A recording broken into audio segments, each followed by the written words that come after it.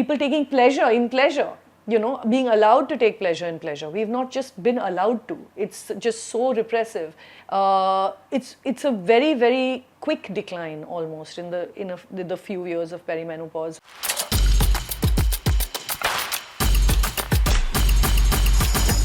We're just starting out on this journey of perhaps portrayal of women and their openness to discuss and stake claim to sex on screens.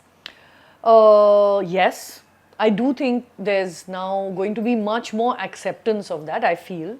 But, this is another thing that I want to understand is like how it's going to take a shift, a huge kind of shift before it becomes mainstream and acceptable.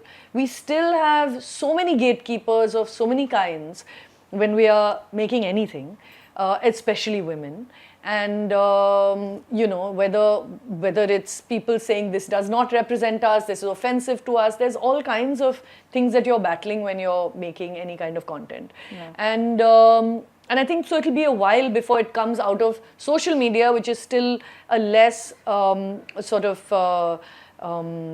gate, in a sense, doesn't have so much, what's the word for it, when you censorship, yeah, as much as perhaps films do or OTT does. But we will, I think, see more of that, and people taking pleasure in pleasure, being allowed to take pleasure in pleasure. We've not just been allowed to. It's just so repressive.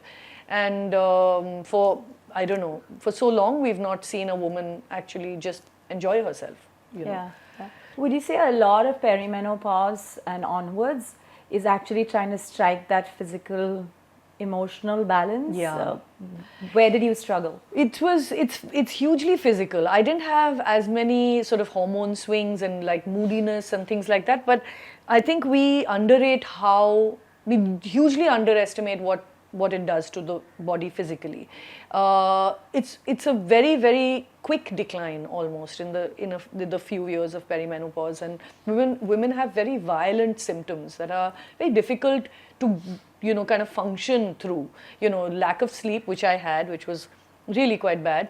But lots of women have the hot flushes and weight gain and actual physical fatigue, depression. There's a lot, and I don't think it's studied half as much as, say, as New York Times or Guardian recently said. It has like a fraction of the research money spent on erectile dysfunction. You're right. Absolutely. Yeah. So it's one of those things that I think we are now acknowledging and trying to kind of get sort of more be more mindful of when people are going through it. And I think, I don't think we've all found our way. Everyone's, sort of recommending all kinds of remedies. Yeah. But I think physically it's quite debilitating for many, many women. For me, it was the sleep aspect. And I think once I sorted that out, I was fine.